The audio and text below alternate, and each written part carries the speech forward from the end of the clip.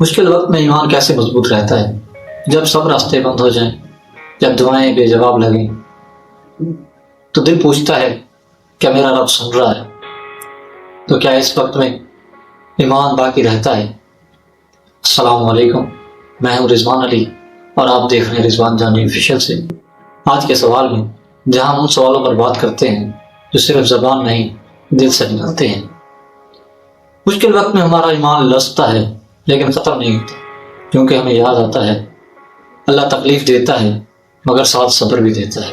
ایمان مضبوط تب ہوتا ہے جب ہم نتائج پر نہیں رب پر بھروسہ کریں، جب ہم سمجھتے ہیں کہ آزمائش صرف محبت کی ایک شکل ہے۔